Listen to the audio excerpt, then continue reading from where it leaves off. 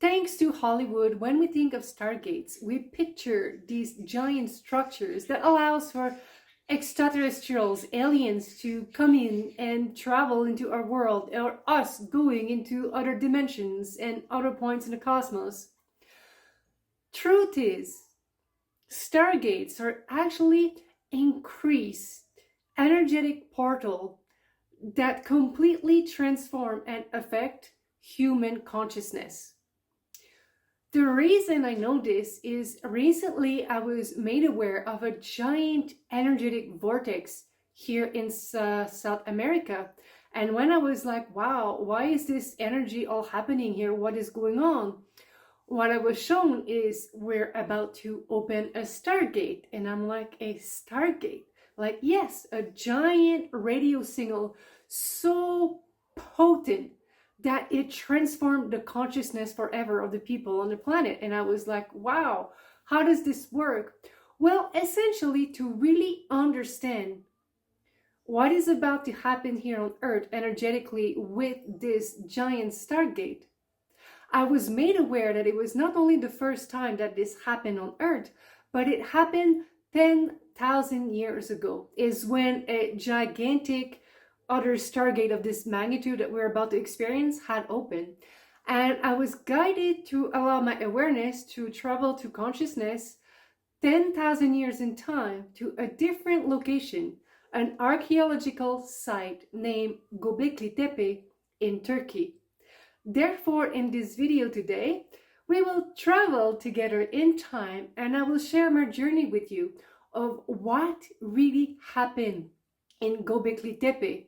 What was this giant structure was built, to what extent, what really happened there, and why is it about to happen again? My name is Izzy and welcome to the download.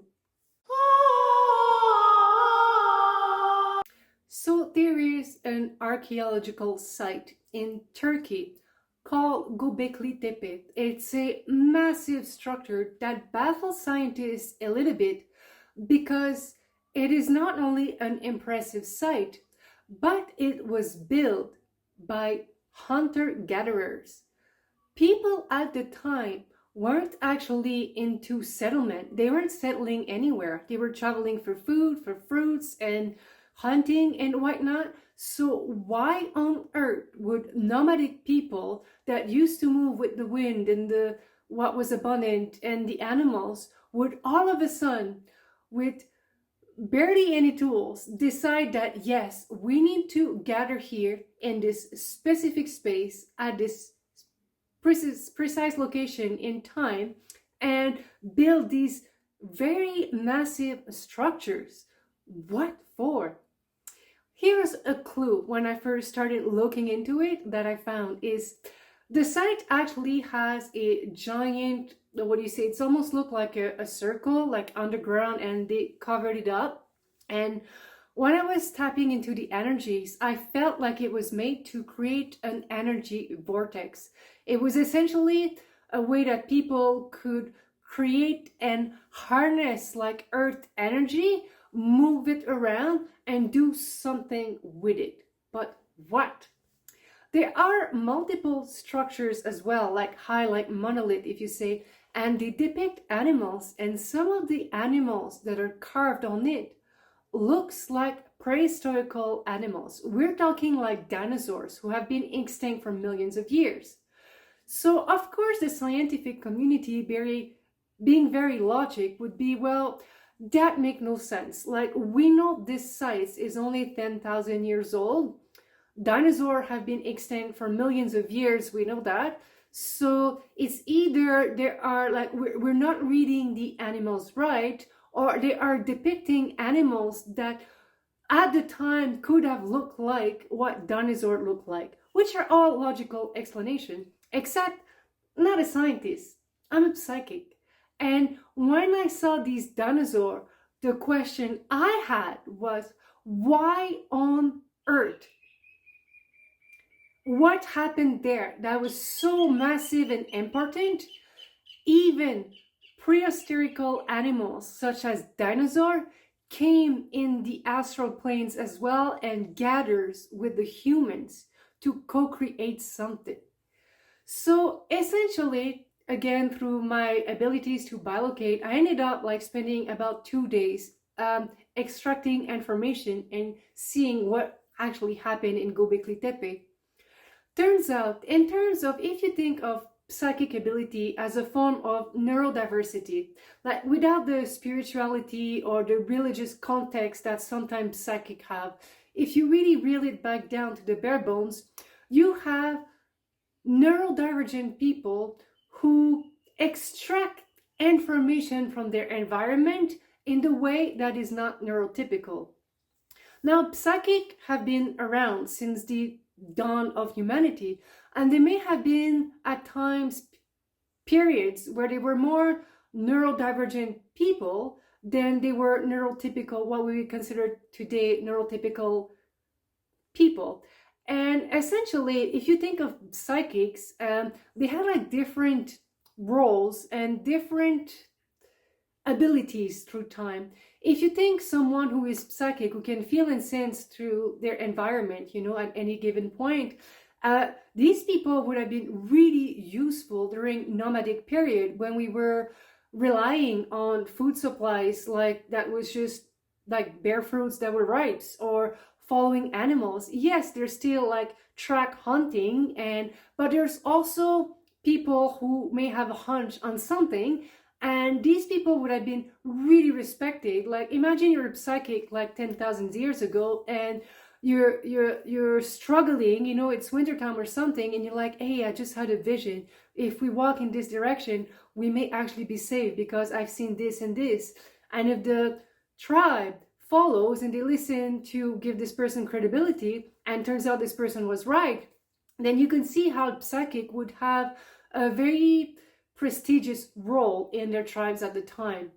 In later time, you had like Outliers, and it's essentially when we started building camps, and really Outliers would be sent like days ahead of time just to patrol the area to see if there was any potential danger coming. And these Outliers, again, they weren't geared like neurotypical people because they had to spend a lot of time away from civilization as they knew it at the time.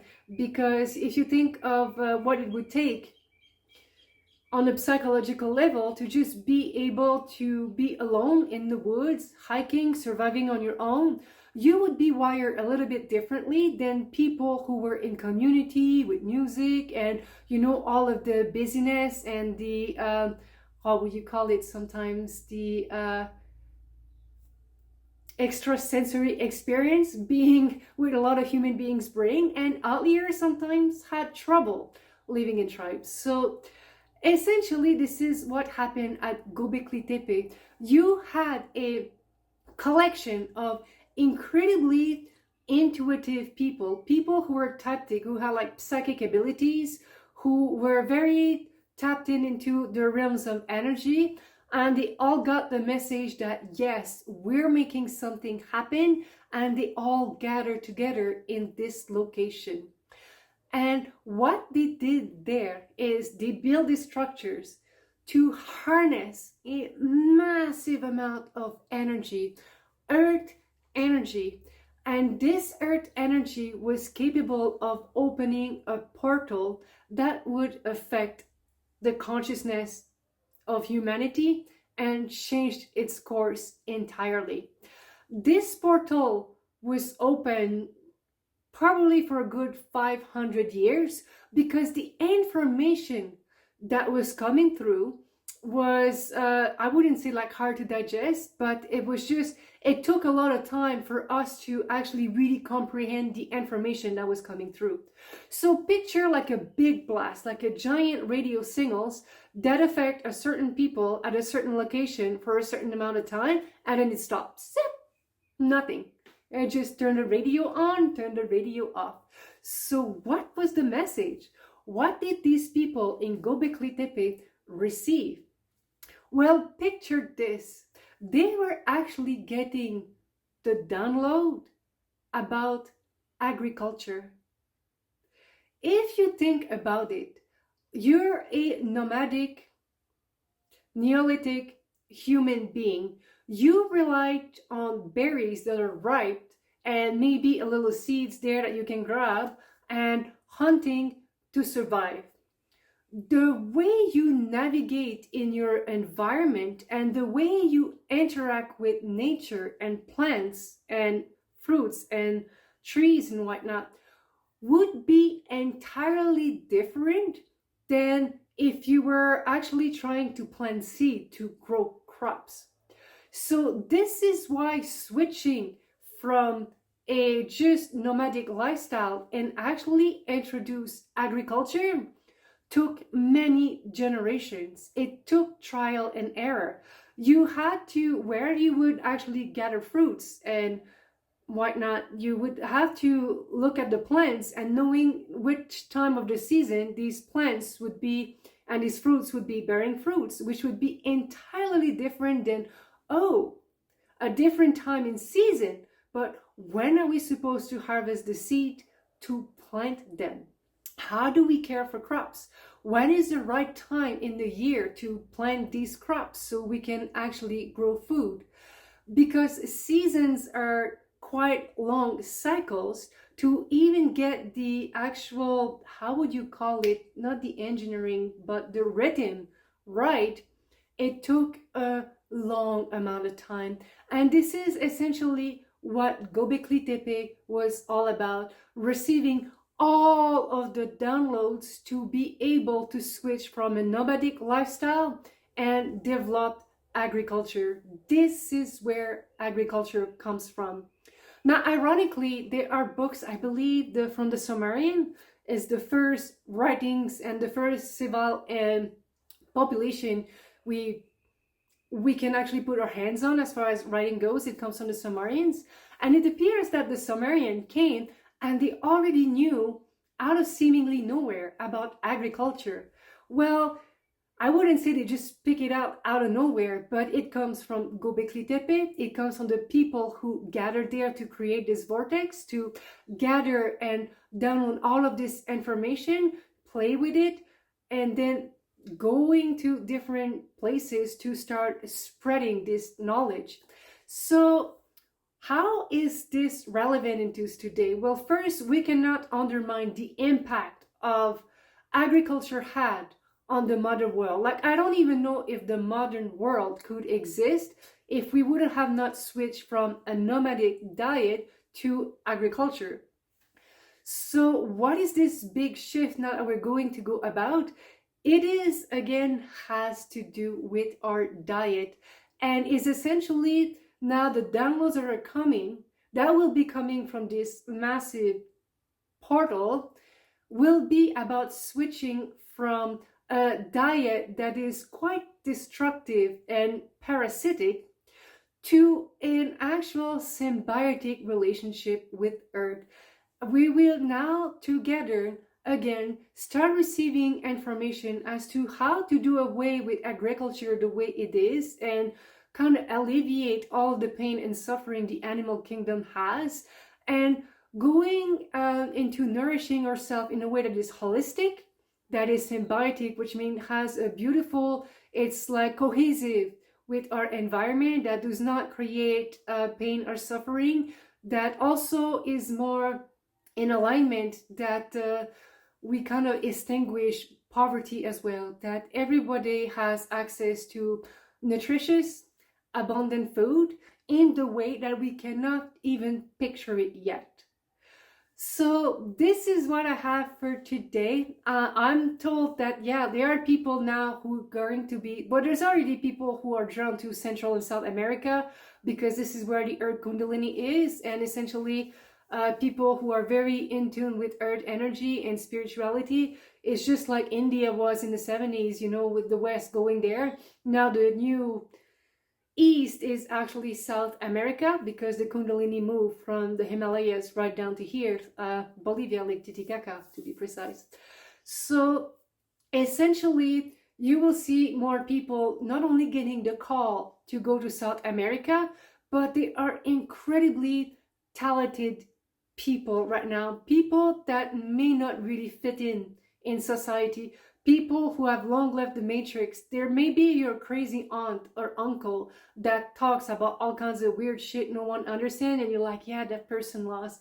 This person is not lost. He's on a mission to bring amazing changes. And yes, a tribe will come and start rebuilding a structure to foster and be able to bring these frequencies, open this door, so we can really receive starting massive download that will change the course of humanity in a beautiful way. So thank you very much for watching. I really hope you enjoyed this video. If you have, please consider subscribe to my channel, click the like button or comments. You can also subscribe to my newsletter on my website, which is in the description box, where I send weekly energetic readings to my subscribers. So thank you very much and enjoy the rest of your day.